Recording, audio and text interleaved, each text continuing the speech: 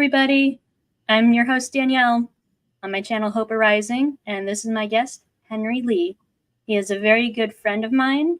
I've known him for about 9-10 years.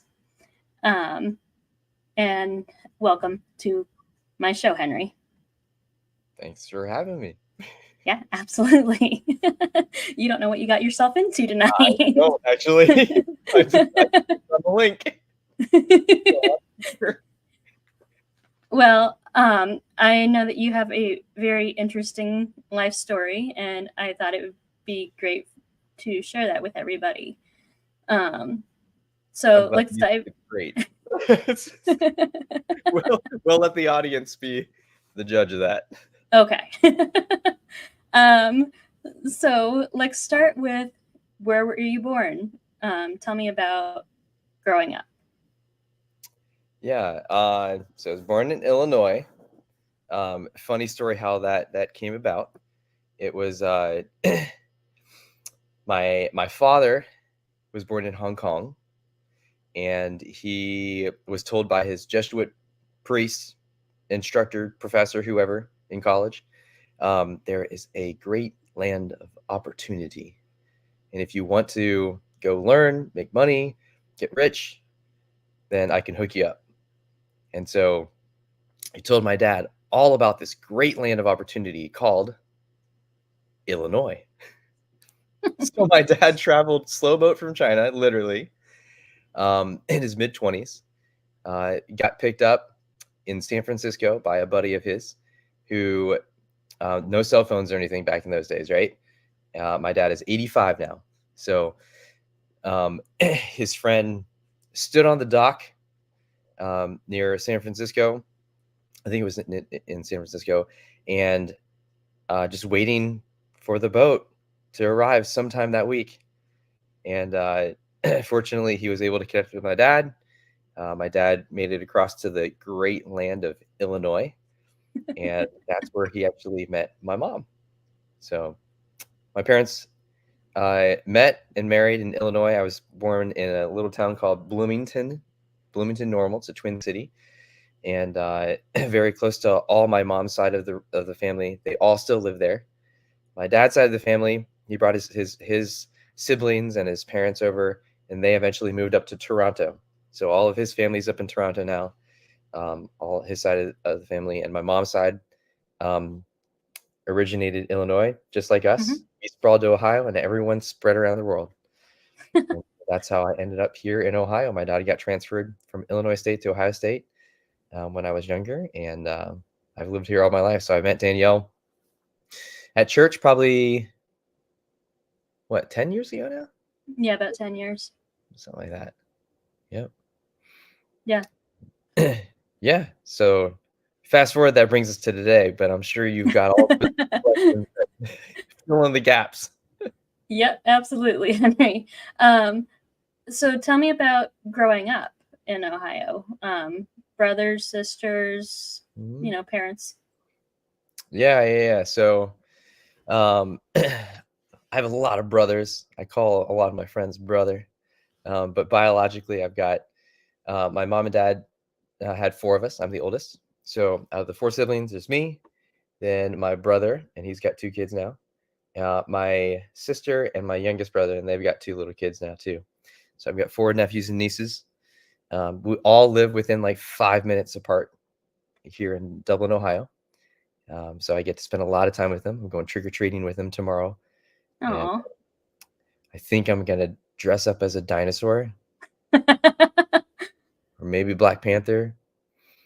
Or maybe a Star Wars Jedi. One of those. Well, that sounds fun.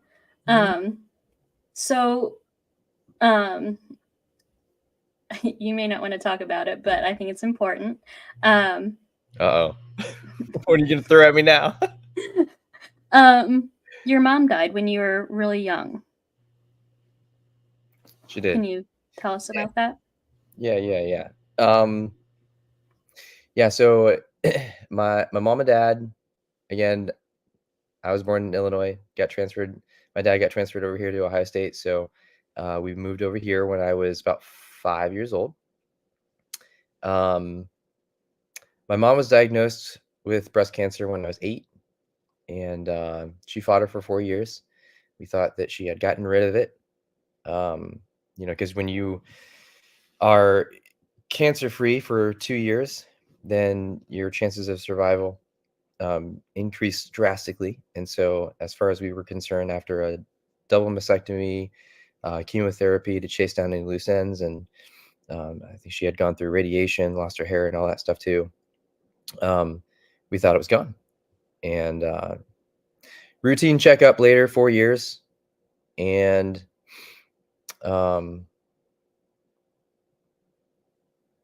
you want the long version of this? Yeah, sure. Short version is she went to the hospital and never came back. The long version, which is part of my God story, so I'm allowed to give credit to God on this. Absolutely.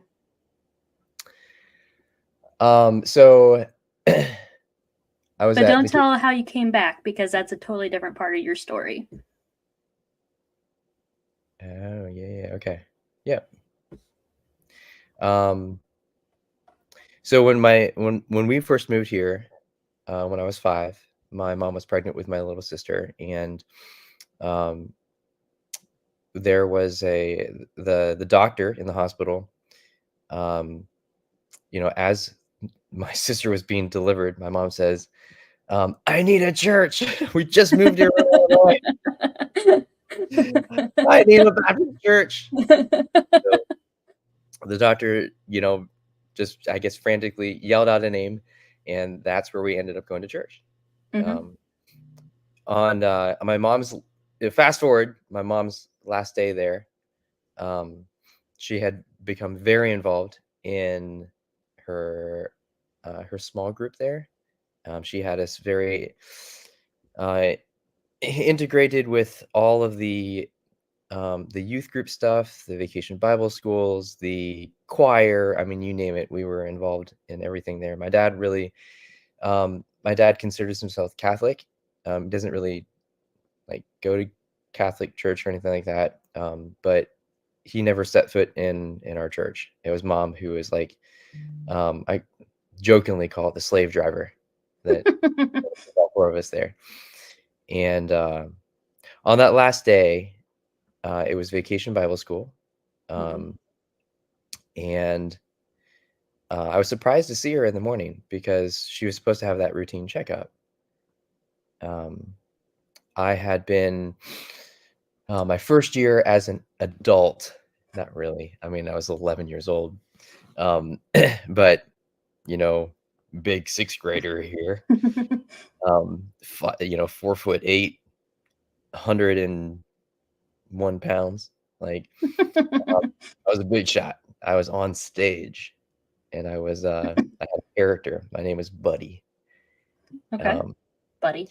So Buddy on the farm, fruits of the spirit. Digging on the farm. I finished up my performance and everything, and ended up going into the boys' bathroom to change out of my farmer overalls. And I hear this knock on the door, and I'm like, who is knocking on the boys' bathroom? Everyone is supposed to be still in like the opening for VBS. And so I come to the door, and my mom is standing at the door. And as soon as I open it up, she comes into the boys' bathroom, gives me this gigantic hug, and starts crying. And she says, "I will be there when you graduate, and I will be there when you get married." And then she left, and that was the last time I saw her until the hospital. So at the end of VBS, I was approached by some of the other adults, and they said, "Hey, grab your siblings, and we're going to take you over to the house to pick up some clothes, and you're going to be spending the week with some friends of yours." It was actually mom's best friend. I don't know if I'm not allowed to say names or anything. So Yeah, I wouldn't say their name, but I know who you're talking about. I call her mom because she kind of looked after us a little, after mom passed. But so I was lost in the dark. I didn't know really what was going on. So I gathered my siblings. We came home and picked up a bunch of clothes for the week. And on our beds were these letters. And they were written in different colors crayons, and they were personalized, handwritten. And mine said, hi Gafe. That's my middle name. If you haven't noticed, it's written there. My birth name is Henry Gafe Lee, and I go by my Chinese name around family. She says, "Hi Gafe. I'm really glad that I got to see Buddy this morning. You did great. Take care of your younger siblings, especially Gayu, my youngest brother, because he looks up to you a lot. Keep on playing some piano and trumpet for me, and I'll see you soon. Love, Mom." And I was so confused. I was like, what the heck? What are these letters for? You're supposed to go for a routine checkup this morning. And we ended up going over and dropping off our stuff at Mom's best friend's place.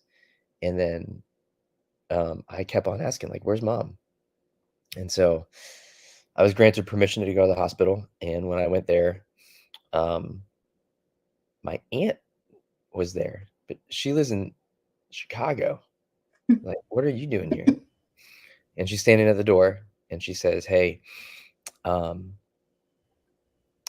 your mom is in a lot of pain.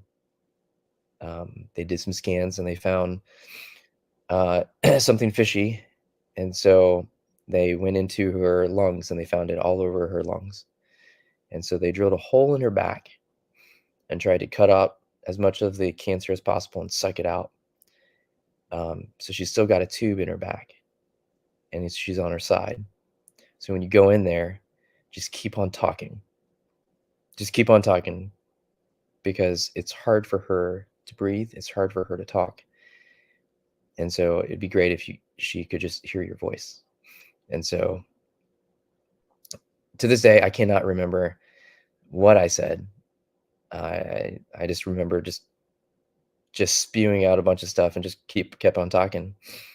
And as an 11-year-old, I didn't understand what was going on.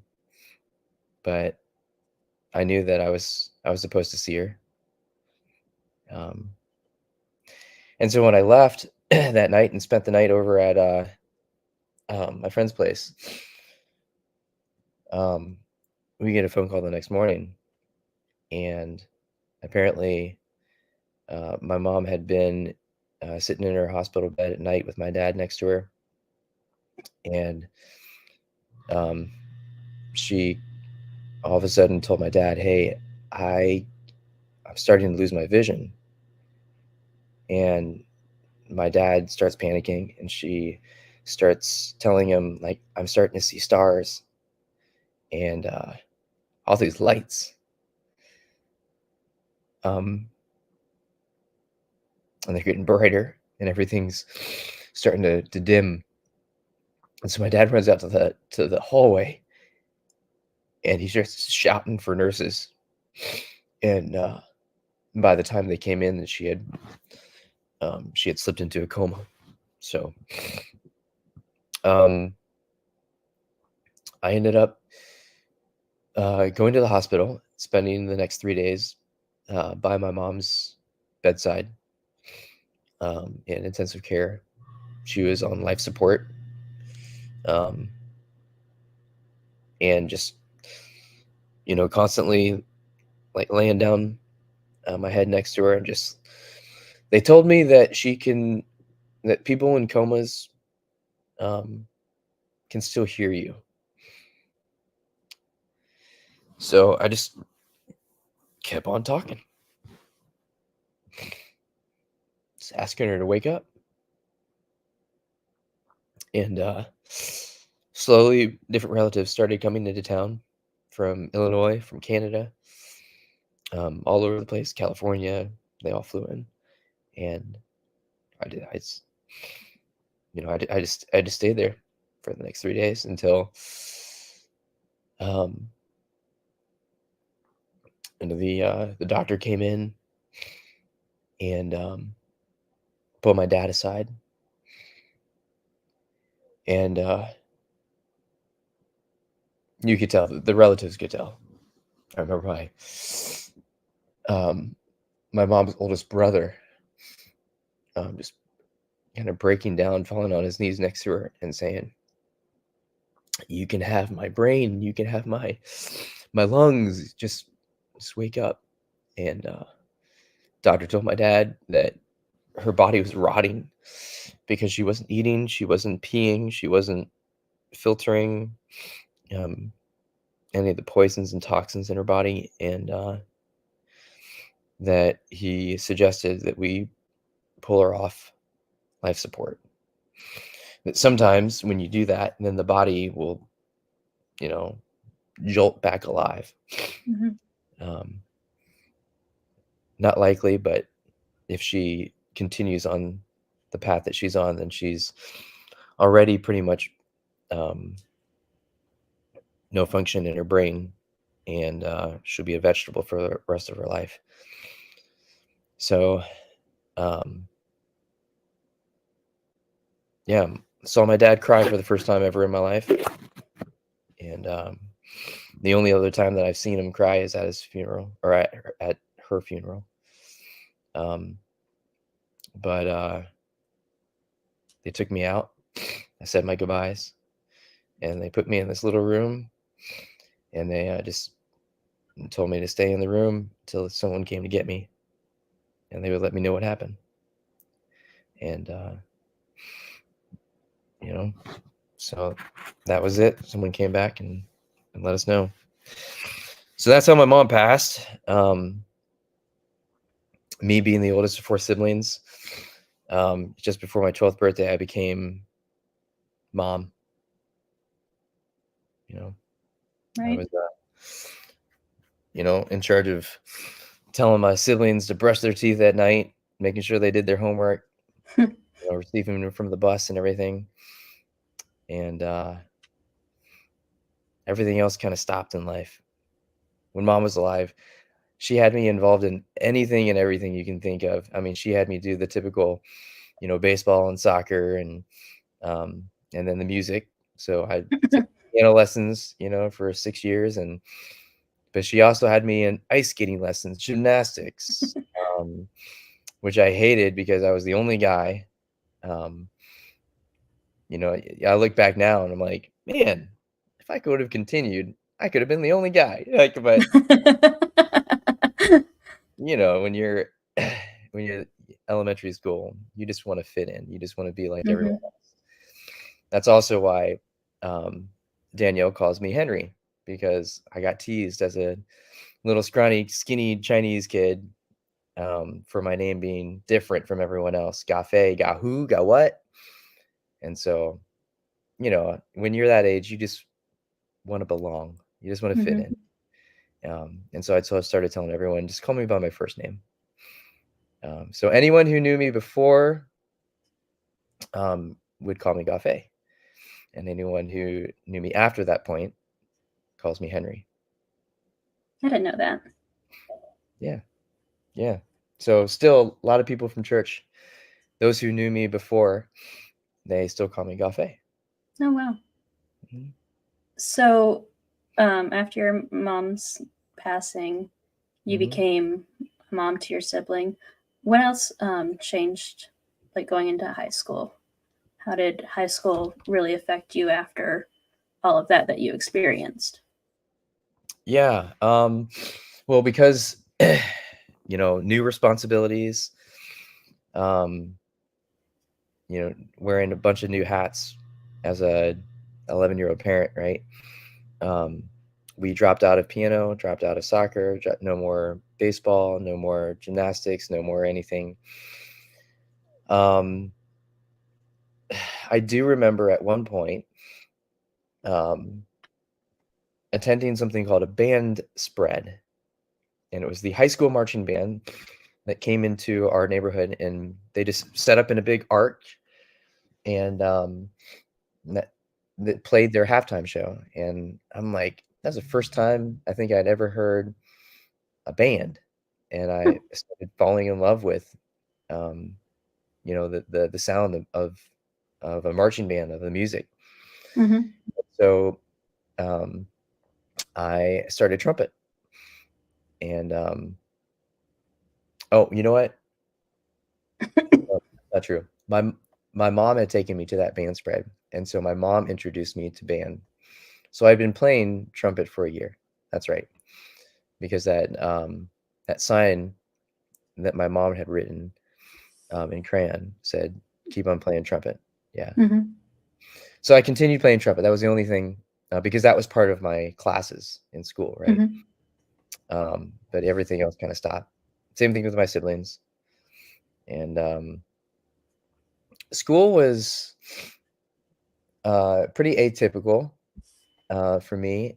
I mean, I was public school district here, and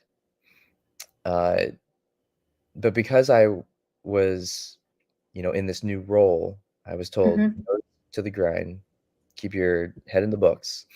You got to get scholarships. No one's taking care of us anymore. Don't ask for help. Like, that shows weakness." I look back now, and man, that was crazy. I wish that we had gotten some, um, some psychological help. You think Mm-hmm. about, like, um, you break a bone, and you tell your friends, "Hey, I broke my leg," and the first thing they're gonna ask is, "Did you go to the hospital? Did you see a doctor?" And if you tell them, "No, I don't need to see a doctor. It's just a broken leg," of course, they're gonna look at you and be like, "Are you crazy? Like, your leg is hanging off you need to reset it. You need to see a doctor, right?" It's funny how we don't look at the same with your brain. Right. Like, um, like something happens to you, whether it's your dog dies, or um, you have a breakup, um, any type of trauma, big or small, like mom passing away. And if someone were to say, like, "Hey, have you seen a psychologist?" And typically in our society here, our response is, No. Why would I see a psychologist? I'm not crazy." Right. But something just broke. You experienced trauma, right? So why wouldn't you? Right. Like, so now I see that as a no-brainer. Like, of course. Like, why wouldn't you see an expert in that area? Right. So Yeah, that makes sense. yeah. Do you mind if I blow my nose? Like, you kind of got I'll I just would mute like you. you to try on this, Danielle. I'll I'm gonna mute you. all right. I'm gonna grab a tissue.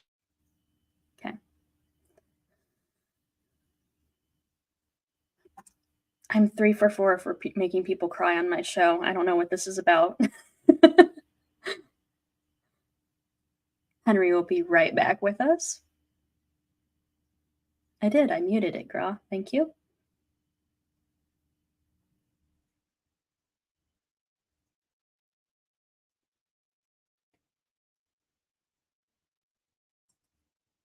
Hold on. Now you're back.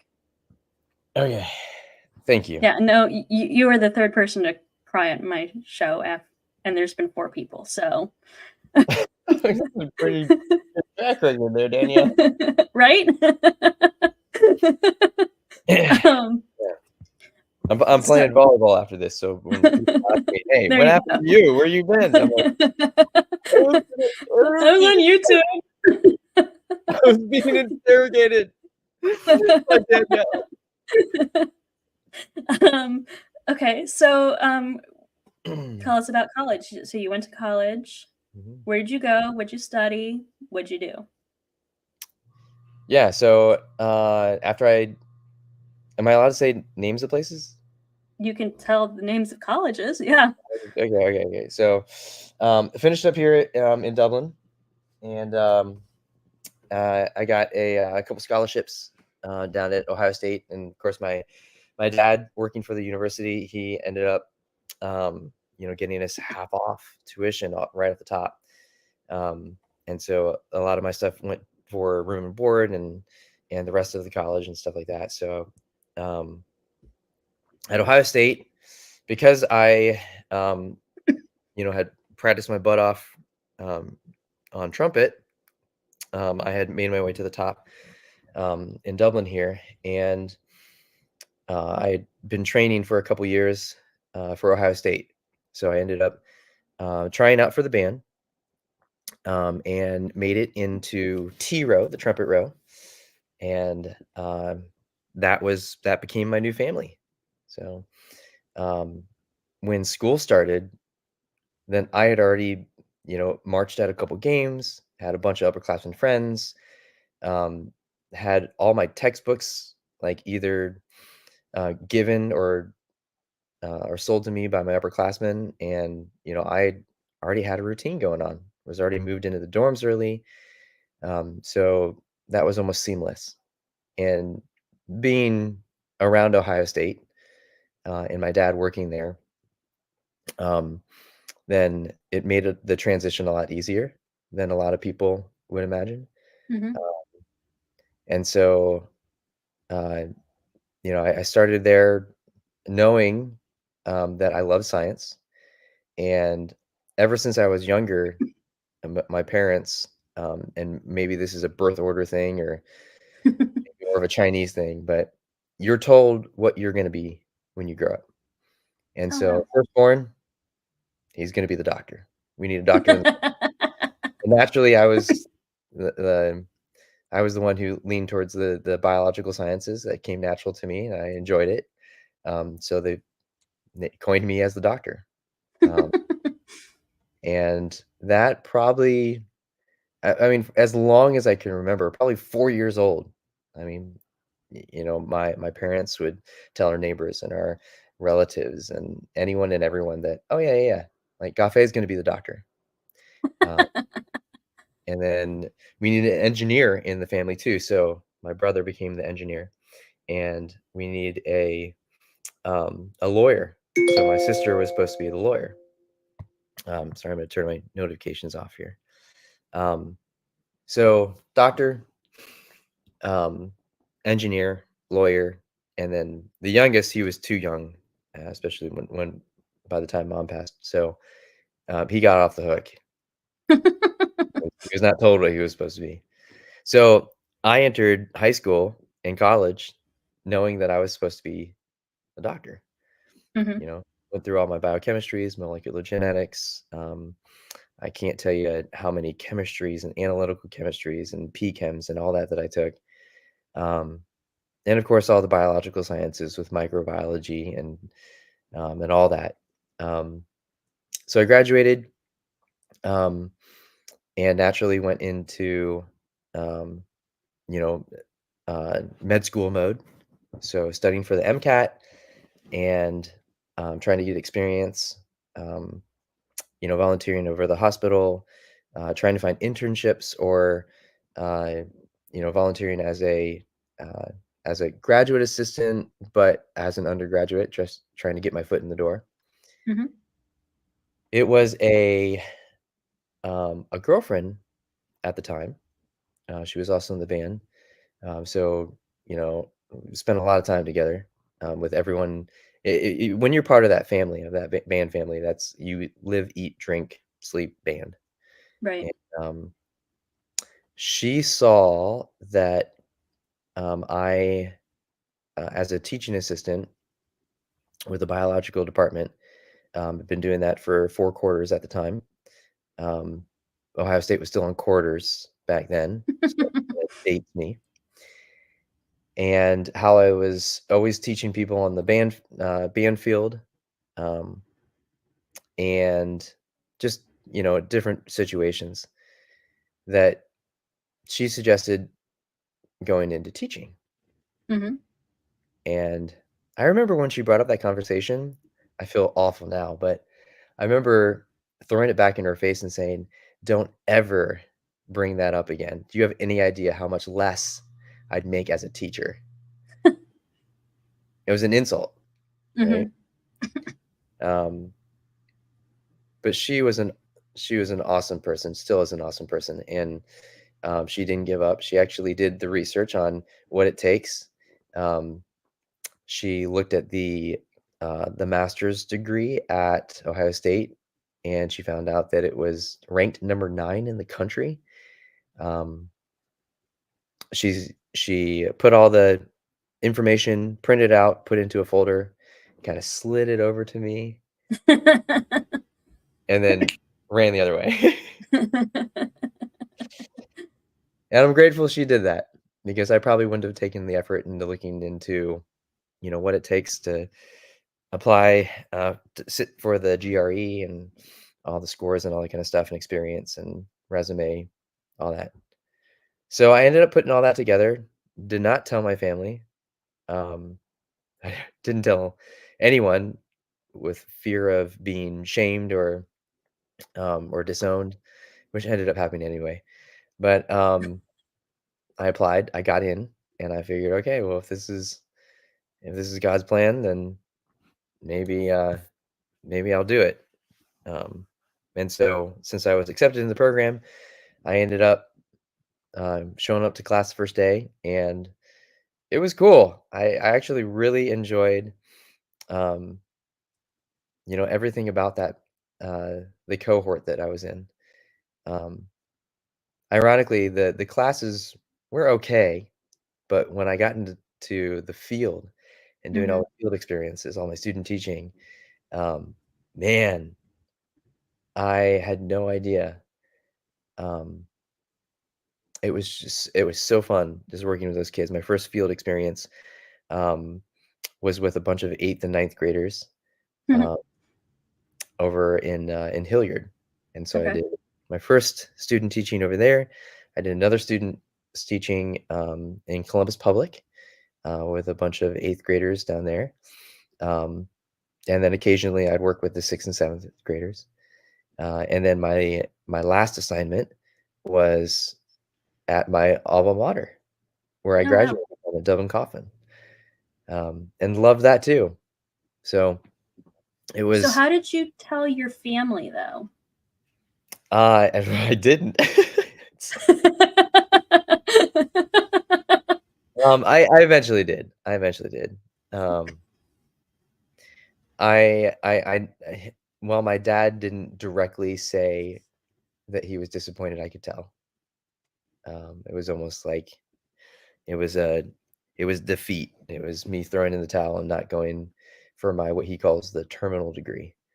And so, um, even after I finished my master's and got hired on, back in Dublin, they actually hired me to help open up the new school, the third high school, Dublin Jerome, and they hired me on even before I finished my master's, because a lot of the teachers had known what type of student I was, um, and the experience that I had and everything. So, I ended up teaching for 2 years at Dublin Jerome, doing anything and everything. Like I helped to establish the freshman advisory program to acclimate freshmen into the school. I was working with Teen Institute, a drug and alcohol free club. I was the National Honor Society advisor. I coached um, men's volleyball and women's softball.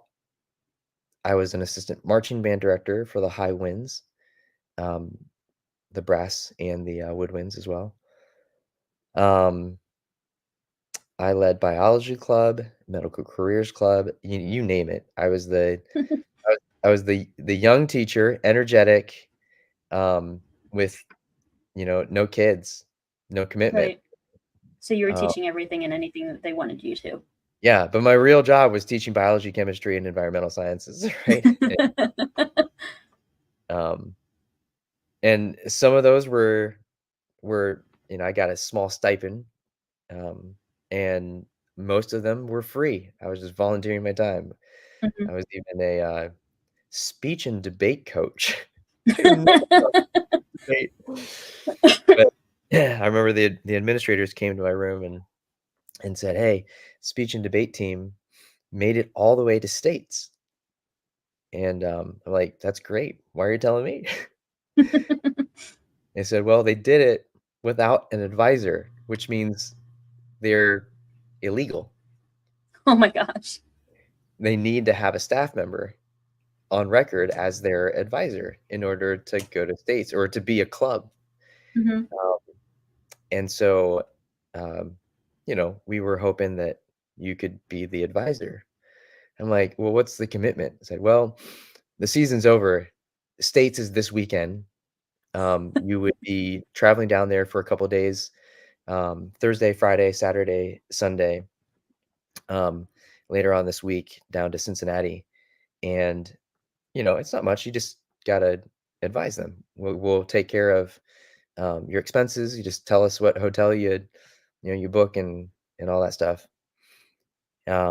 So of course, me being yes man, I said sure.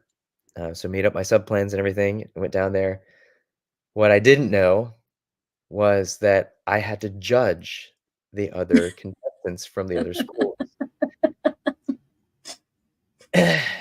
So, and I found that out that night, that I committed, to going down there. Um, so, I mean, that's a whole 'nother story, but long story short, that, fortunately, I have a cousin who is a, professor, of speech and debate, and she runs the club at, I think it was, oh goodness, um, it was a college somewhere in Missouri, I think. I Mhm. Anyway, so I called her up at night and told her, "Hey, I did something stupid. Um, I said yes to advising the speech and debate club, and I know nothing about it, and we're going to states this weekend, and I have to judge other, contestants." So I don't think I slept for the next 2 nights. She coached me, she trained me, sent me a bunch of videos, I practiced, assessed, and, yeah, that was a crazy weekend.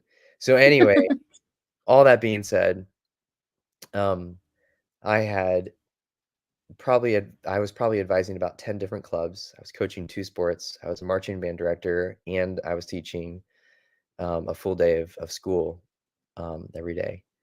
That's a Um, lot. yeah. Well, the community, the staff, and the students get to nominate 2 teachers each year, as teacher of the year, and I was nominated teacher of the year, Oh, wow. um, at the number That's 1 awesome. school in our district, which happened to be the number 1 school in the state at the time. Oh, that's awesome. I So, didn't know that. yeah, so I have a little plaque to show it, and my face is up on the wall. So, yeah. So, um, you're in your early 20s at this point, right? Yes, I started teaching when I was 22, so Okay. I got that award when I was 24, continued teaching for 14 years. Okay. Mhm. So at what point did you make it back to the church? Because you did go away from the church for a while, right? I did, yeah, about 8 years. Um, I had told my mom, um, that you know, I would do anything if she would just, like, take a breath, if she'd just Mhm. come out of that coma. Um, and for some reason, um, for many reasons that, came to light after that, um, I continued going to church after she passed, throughout middle school, throughout high school, but on the sole premise of if mom was alive, then she would want me to continue going to church. Um, and, being the older sibling, I would try to get my younger siblings to go. I tried anything and everything, right? Bribing them, shaming them, Mhm. all all the tactics. Um, occasionally, they would come, but uh, ultimately, I was the only one that continued going to church.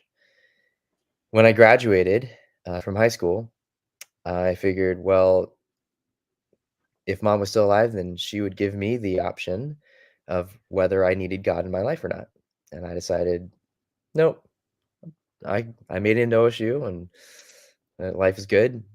And I don't think I need God in my life anymore. And so I walked away when I had graduated. Um, I continued um, throughout college. Again, finished up my bachelor's, finished up my master's, started teaching. And it wasn't until after 2 years of teaching, my mentor teacher um, she and her husband always had me over for you know dinner and just catching up and making sure that I wasn't falling through the cracks. Hmm. Anyone who has been through the educational system and become a teacher in public city schools, you know that your first 3 years really are the toughest. And so if you don't have a mentor, the average dropout rate as a teacher is, I think, 4 out of 5. Like, Oh, one out of every 5 teachers makes it past 5 years. Um, and so they had me assigned with a mentor, and she was amazing. She and her husband are actually now running the educational program on a tiny little island at Atoll in the middle of the Pacific. oh wow. Yeah, it's crazy. Um, but during those conversations and dinners, they would always just sort of nonchalantly insert, you know, thank God for this, or, oh yeah, in our home church, we were talking about that, or Hmm. different things like that. They they never pushed me. They never, in fact, invited me um, over those 2 years. And I think beyond those 2 years, they had me over one night and they were talking about it. Just again, just sneaking in those terms and stuff. And I Hmm. told them, you know what, I used to go to church, and you know, it sounds like you guys have a pretty cool church. I've never really explored outside of mine when I was younger, and I haven't been in 8 years. So can I maybe tag along with you sometime? And so they said, yeah, absolutely. So they brought me to something called CT, church teaching, on Sunday, and then invited me to their home group during the week, their home church.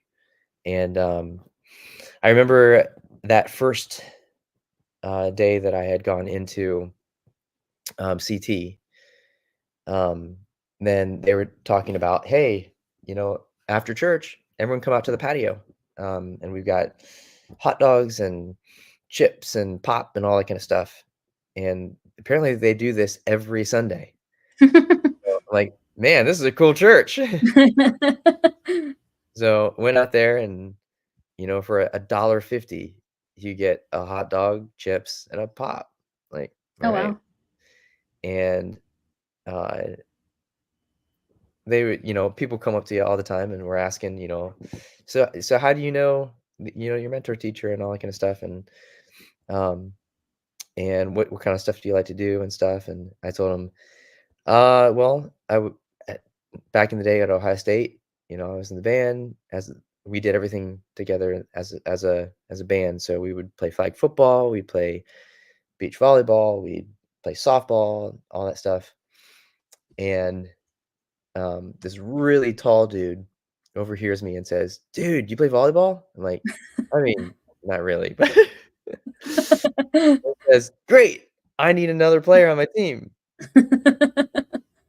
This church does a very good job of involving their congregation in different ministries that are not just service but also social. And Hmm. so they had dozens and dozens and dozens of people on Sundays. After that cookout, we would go down to campus, and they had reserved 4 volleyball courts, and for 3 hours, they would have, dozens of teams play each other, and so I jumped on that team, and, um, that's how I started going back to church for a short while. Um, I fell in love with volleyball so much. I was not any good. I was just slapping it back and forth. Backyard volleyball is what we called it. Um, but I would stay there for 7, 8 hours. And over the summer, I took a few classes as continuing education down on campus, and I figured, well, after that, I'll go straight to the volleyball court. So that's what I did. And I would play volleyball every day, sometimes, 7, 8 hours a day. And I stopped going to church, just continued playing volleyball. Um, it was a midsummer night, last week of June, which happened to be the same week as my mom's anniversary of her passing. It was so nice outside, um, on a Wednesday night at 1 a.m. And I decided instead of taking the highway home, I was going to just get lost. I was going to drive my car through the back roads and see where I end up. And eventually just kind of point my car in the direction of home. I passed by my old church where I grew up as a kid. Mhm. And the first time I had passed by there in a long time. And I kind of did a double take. And then I turned around. I don't know why. I just turned around, pulled in the parking lot, and my mind started wandering. I wonder um, if anything's changed in that church. And I know it's 1 a.m. at night, but maybe if I peer in the windows, then I'll be able to see like if anything's changed. So I walked to the doors. I peered in and I saw the old ratty blue carpet, same as before. Um, and just the dark colored everything in there. It was just like nothing had changed. But as I leaned up on the door, it rattled, and I noticed that it was loose. So I took the handle and I opened it, and I went into the church. And so I'm standing in the hallway of this dark church, and I see the doors to the sanctuary. So I go over to the sanctuary, and like, well, these doors are probably locked, but I'll try them. And they were unlocked. So I opened up, went into the sanctuary, and I remember the old dark pews, hard, uncomfortable. But I remember those pews like it was yesterday.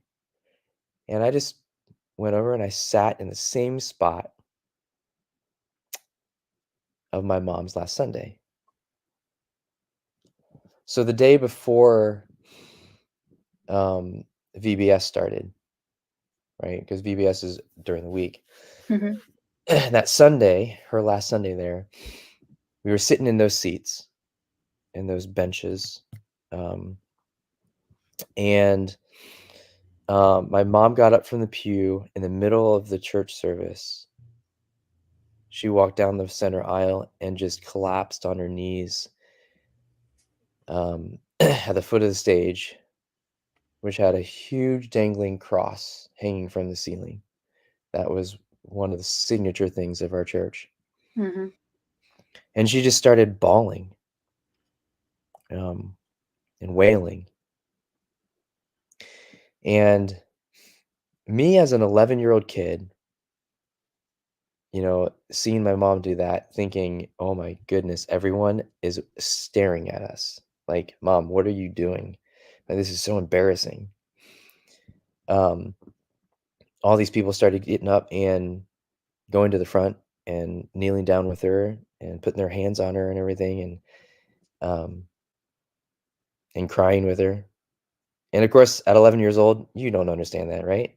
Mhm. You're just thinking, man, everyone's looking at us. This is embarrassing. Like, stop crying. Well, you fast forward to age 24 when I'm sitting in those pews in the dark by myself, no one to be embarrassed about. I saw that happening before my eyes like it was yesterday through a very different lens. And I did not have a relationship with Jesus, did not know God at that time. I had heard all the stories and memorized all the Bible verses and everything, but it was fiction to me. It was like Mhm. Jesus was equivalent to the Teenage Mutant Ninja Turtles, right? Like, they've got good morals when you watch the show and, um, but, they're made up just like Jesus was. He's just, it's a good tale. Well, that night, something was different, and I remember her, um I remember her stopping the rest of the service, um, and that was it. So, again, middle of the night, I get up and I start leaving the church, and I look down the hallway, and I decided, you know what? I haven't been down these halls in 8 years, but I have a lot of memories. So I walked down to the bathroom where my mom had knocked on the door, and I just felt it. I felt that bathroom. Something was different now that I was an adult. I walked by there and went to the youth center, or sorry, the Mhm. chapel, because I knew it as the choir room. Mhm.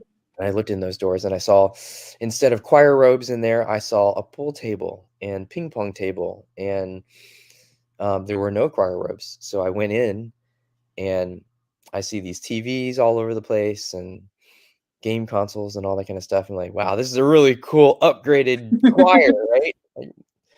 Um, but one of the things that caught my eye was in the very back of the chapel, there was a closet, and I do not remember that closet.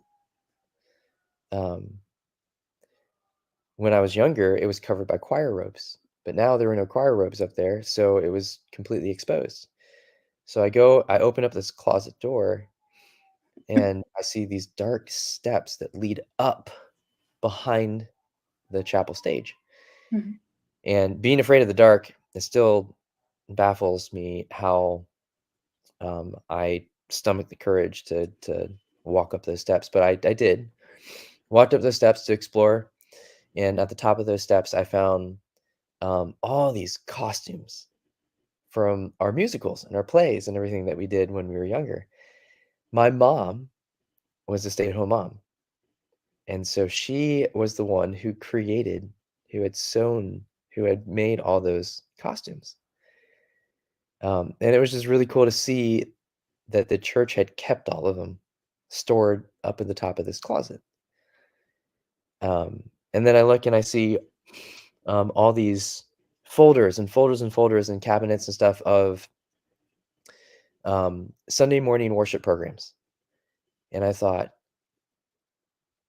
aha, I am so curious what was supposed to happen on my mom's last Sunday that she stopped. So I looked for 1994 and I found that folder and I opened up to that day. And I saw that, you know, what the passage was supposed to be that day, and the song that was sung by my youth pastor, "Grandpa's Wish," which I think my mom loved that song. Um, and then the next page was my mom's funeral program, and I do not remember seeing that before that point. Probably because, when you're 11 years old and you're at your mom's funeral, you don't really think about, oh, I'm curious what the funeral program looks like, Mhm. and so I figured, you know what, I'm gonna take this and photocopy it, so I have a copy of it. And so I took the whole 1994, and um, I figured I'll just use that as an excuse to come back and I'll sneak it in, the following Sunday. So I took it home, and the following Sunday, I showed up to church thinking that I'll go to the church service and then I'll kind of sneak in that back room and put these 1994 programs back.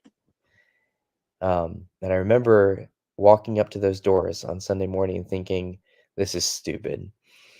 People are going to be asking, where have you been for the past 8 years? Or I'm not going to recognize any of the faces there.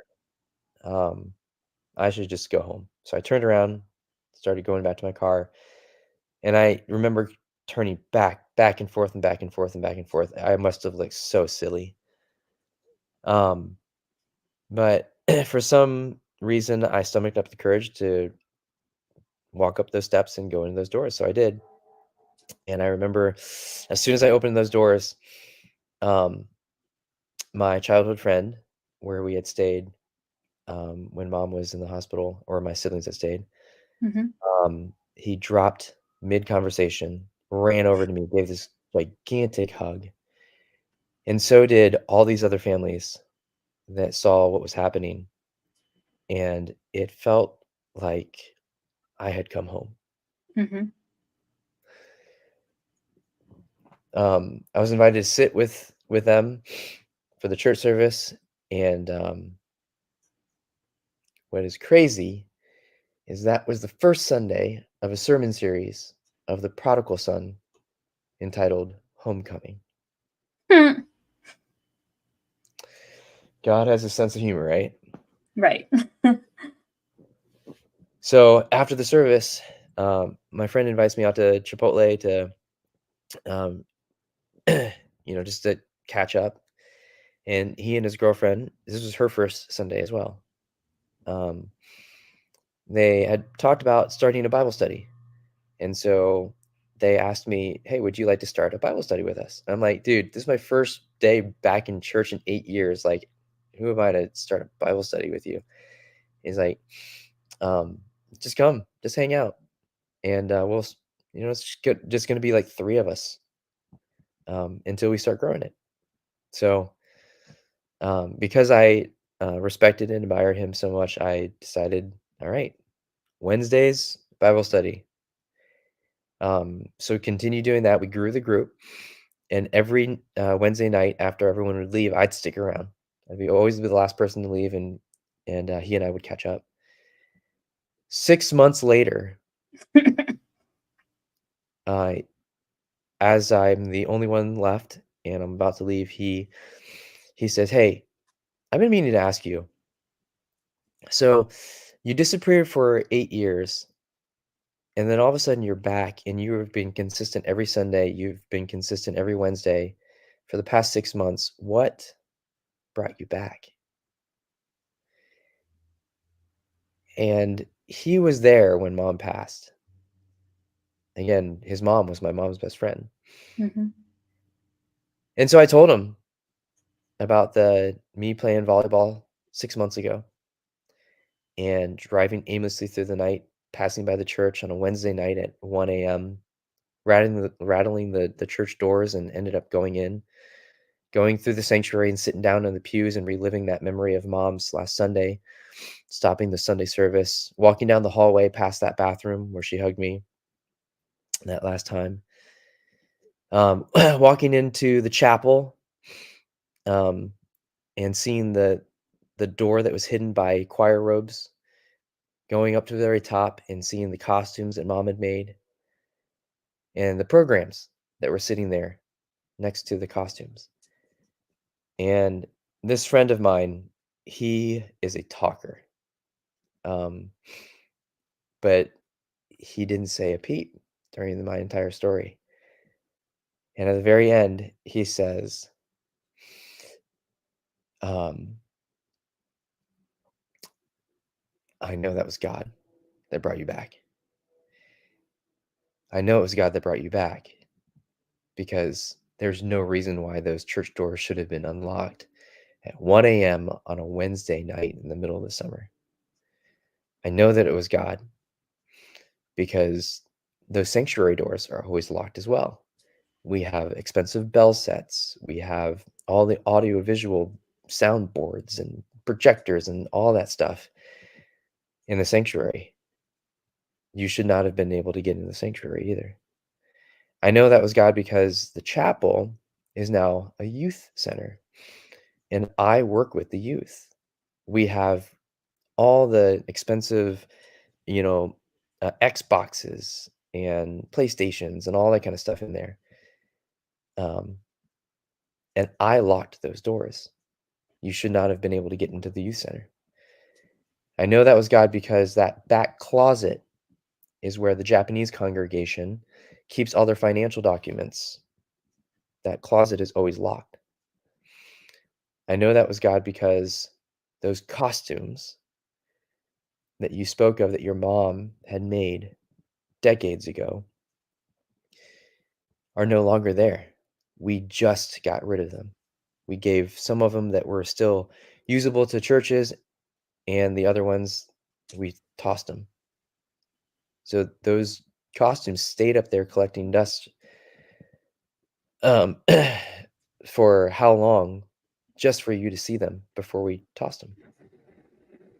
And I know that was God because all those programs were digitized, so they're not up there anymore. But we're missing 1994. Well, it would not be presumptuous to assume that maybe that I dreamt going into the church and doing all that, right? Um, but that 1994 set of programs is sitting on my nightstand right now. Mhm. He said there's no reason to return it. So I kept it. Yeah. So obviously, when something like that happens, when that series of events happens to you that shouldn't have happened, then you start looking at life a little differently. And the lens that I was seeing this through now was that I was a small piece in this larger picture. And I didn't quite understand what God was doing in my life at that point, but I knew that it was Him. Right. Um, and so I did a deep dive. I started serving.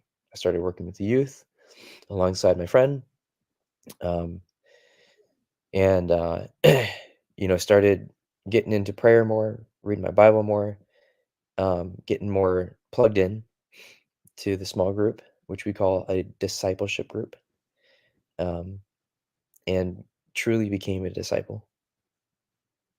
Yep. So, Absolutely. mhm. And that small group is where Henry and I met 10 years 4 ago. 4 generations later, yeah, because Yes. that small group, we grew to, just under 30 people, which is no longer a small group, that's like a mini church. Right. So we planted, my friend stayed with part of the group, and then I took some and grew that group to about 26 people, and then that grew, so we planted again, and that is actually the group, that 3rd group, 3rd Right. generation where Danielle and I met, and, then, we continued to grow there. Some people ended up moving out, graduating, all that kinda stuff, um, getting married, and so Danielle volunteered to host the group at her house. So Yep. that's why I consider it the 4th generation. There you go. So, So, yeah. and so you taught for, you said 14 years? 14 years, biologies, chemistries, environmental sciences, human anatomy and physiology was my favorite class to teach. That was my forte. I was in charge of that program.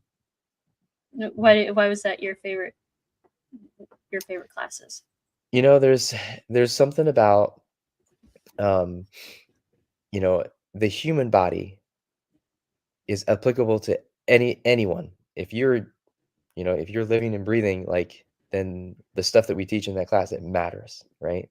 Mhm. All the other classes, and, I apologize in advance if, you're watching this and you are a history teacher or a English teacher or what, but I'm just kinda biased. You know, the all of the even within all the other sciences, like physics and chemistry, I feel that biology, again, is applicable to everyone.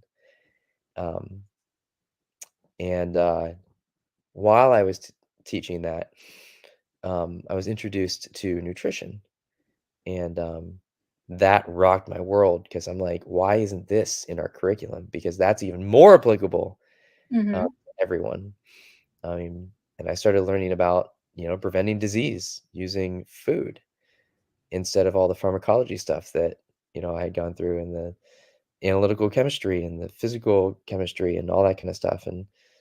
Um, and I remember for the first time in my life, um, hearing the word essential oils and not thinking it was woo woo or cupping and thinking, wow, that's like witchcraft.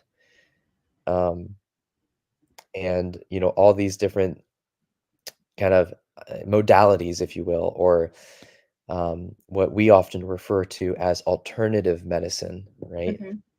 Mhm. Which is so messed up because, um, you know, traditionally we think of conventional medicine, right? Traditional medicine being, um, Advil. If I have a headache, take some Tylenol.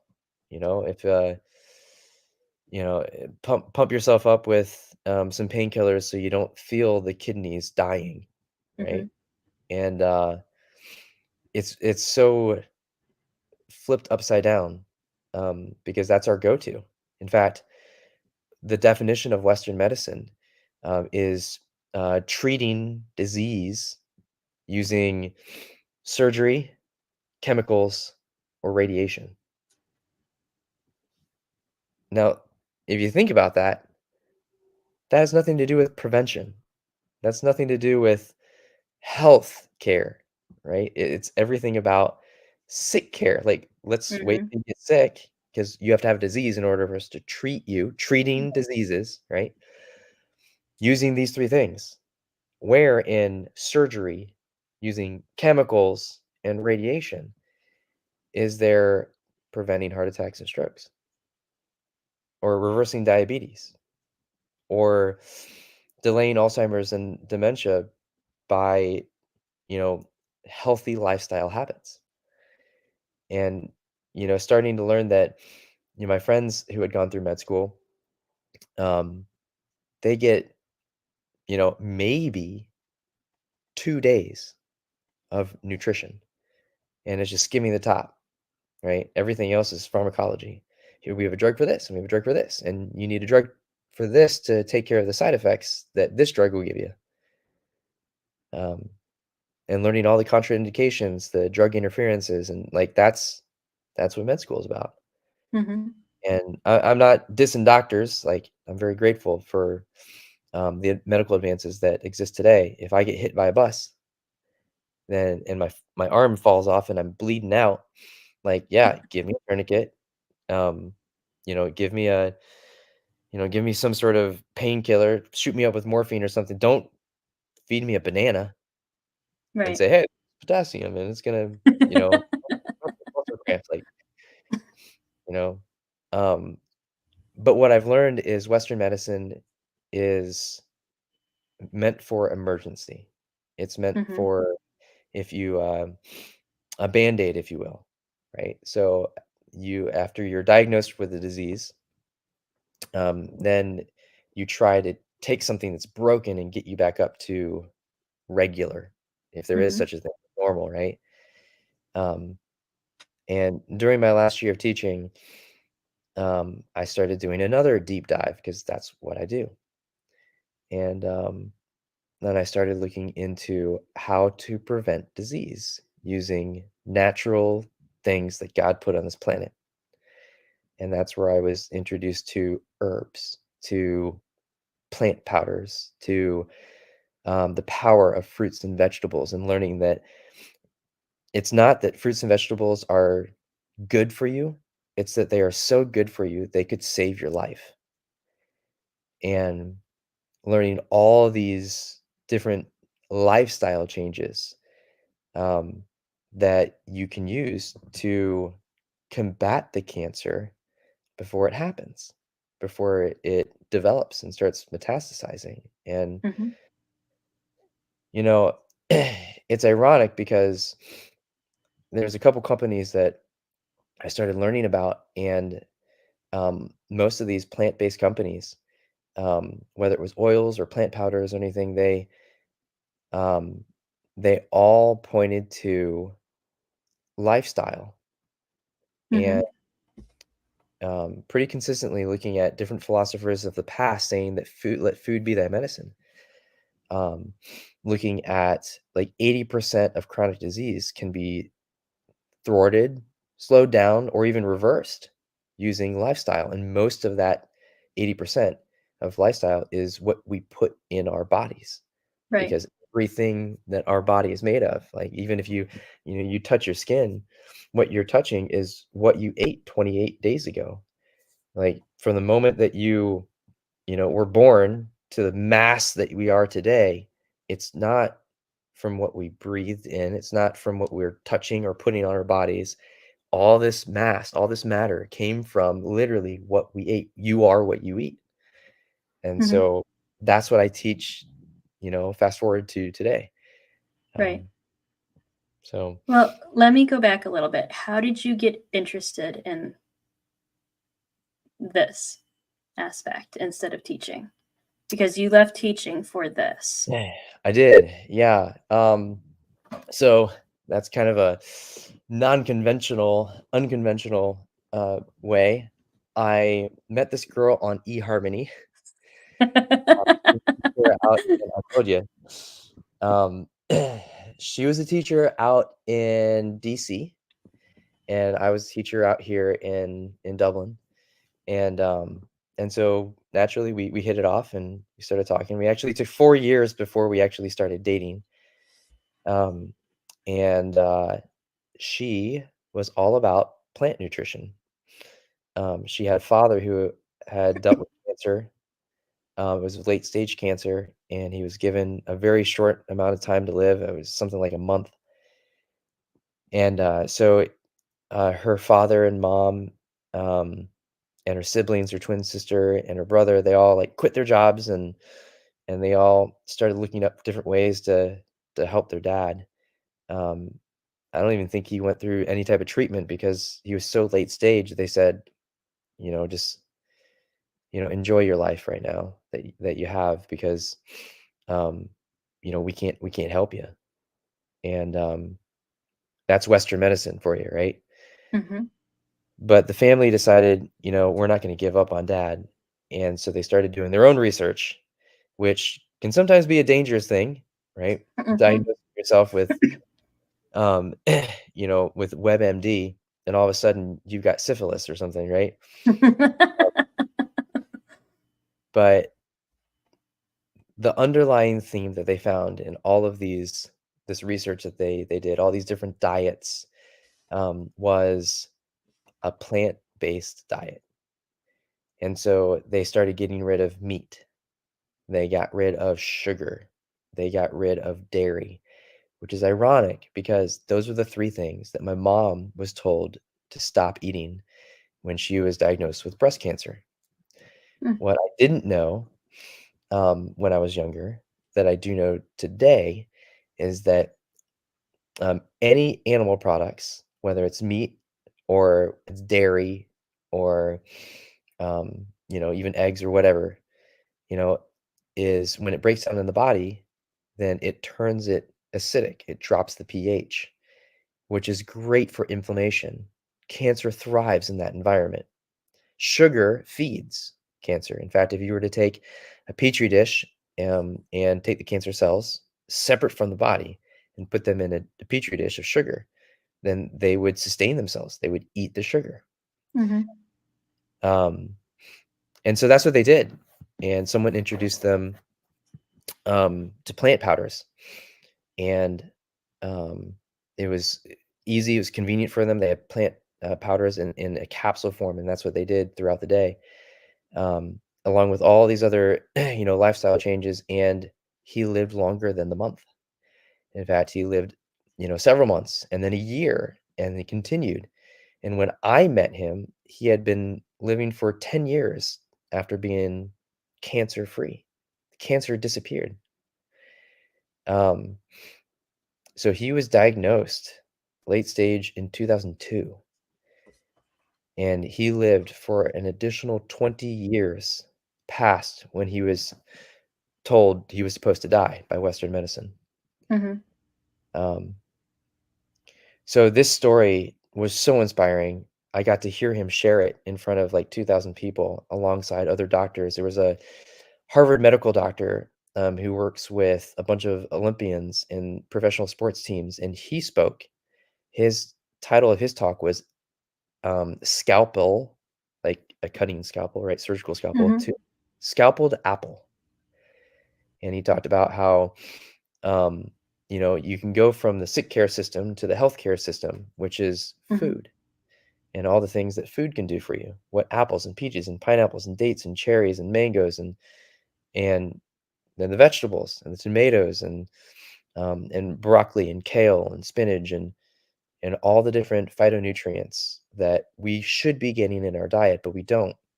So instead, we think that we can just take a vitamin pill, and the vitamin pill only has like 20 micronutrients in it, when Mm-hmm. in actuality, our body needs the majority of the 100,000 phytonutrients, all the flavonoids and polyphenols and antioxidants that are found in plants.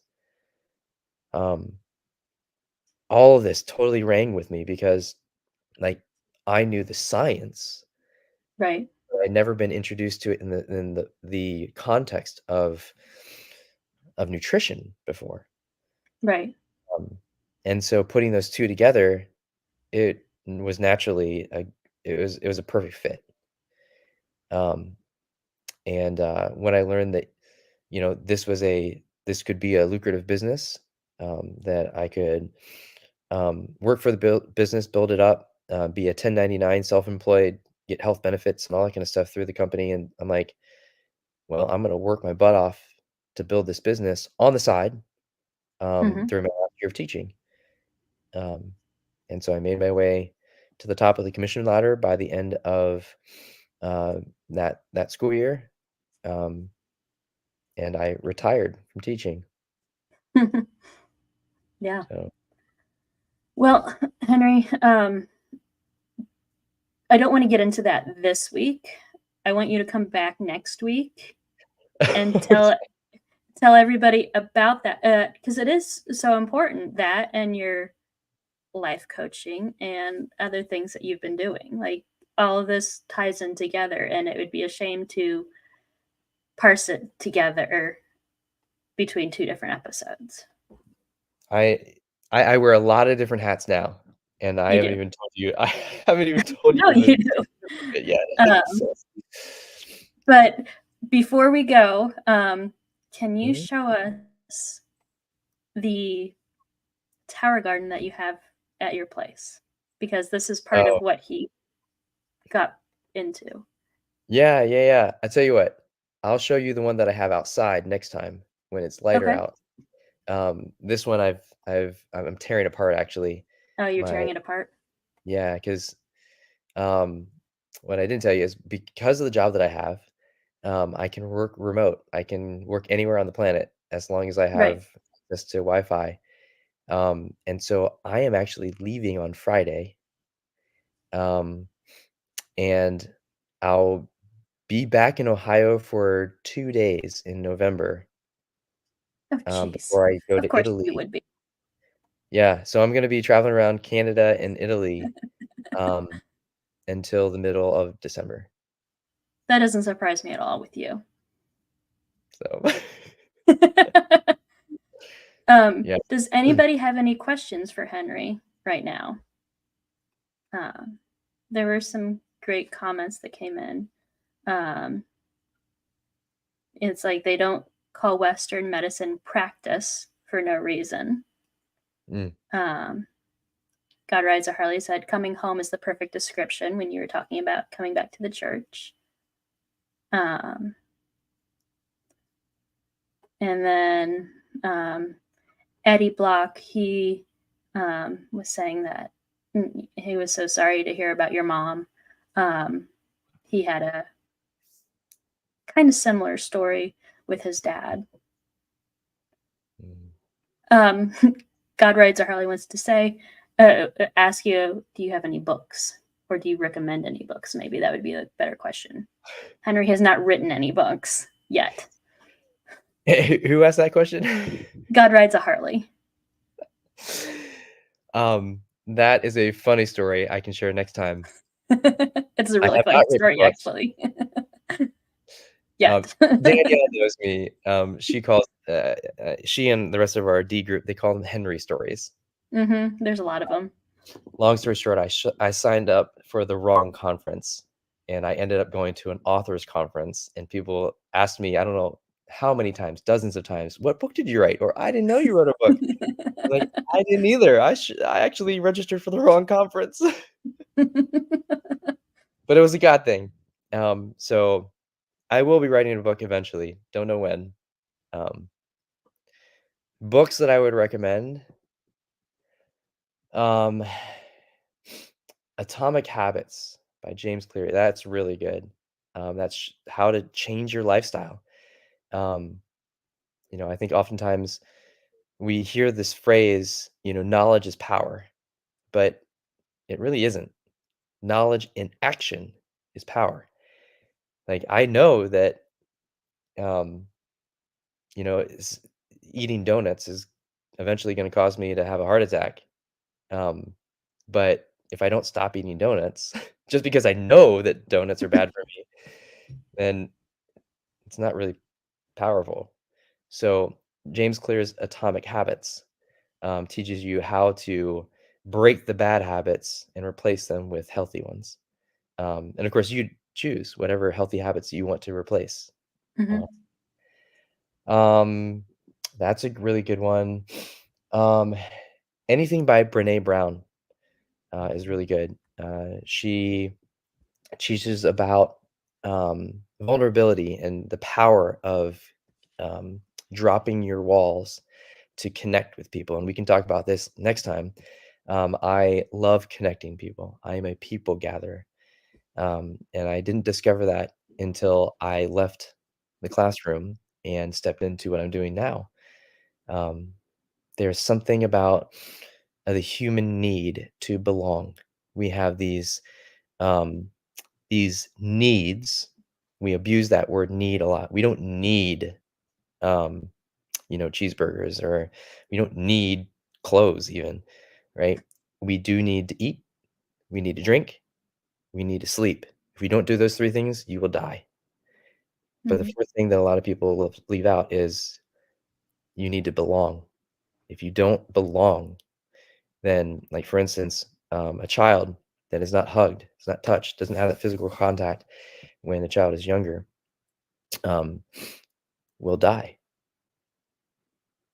So we all have a sense of of being a part of something, and we need to belong.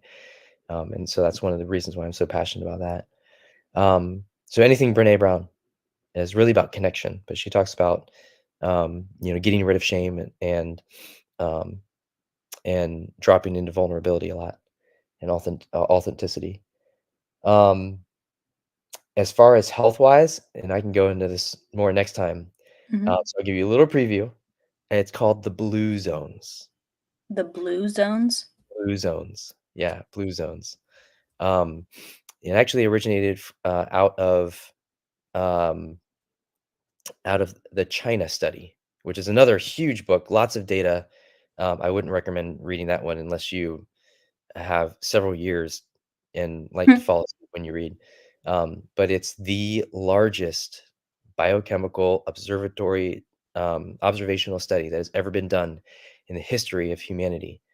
And it goes through the entire, decades worth of data um, that eventually led to discovering blue zones and Hmm. how to live past 100 years old.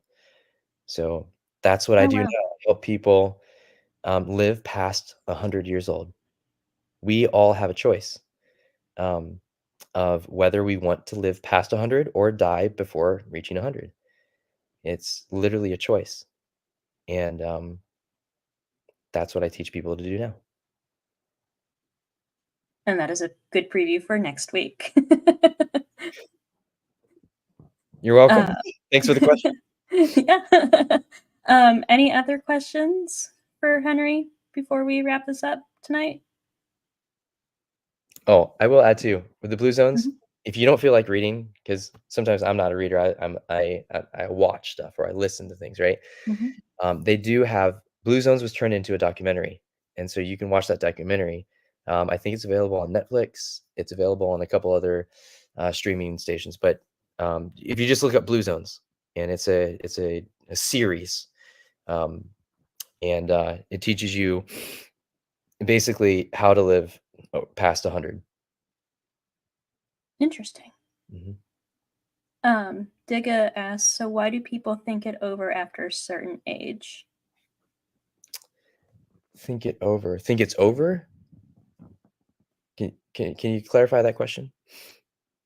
While we wait for Digga, Pamela asks, do you believe in fasting? So fasting it depends on what your goals are, right? People fast for spiritual reasons.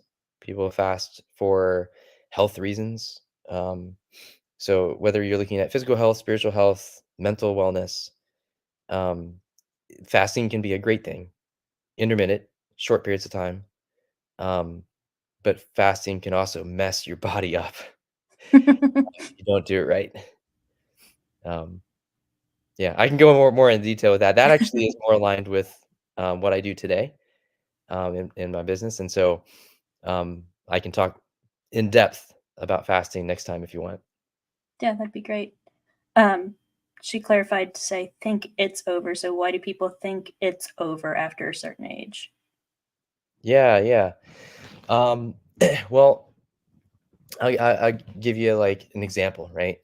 Um, so let's say that um, I'm a 40-year-old, right?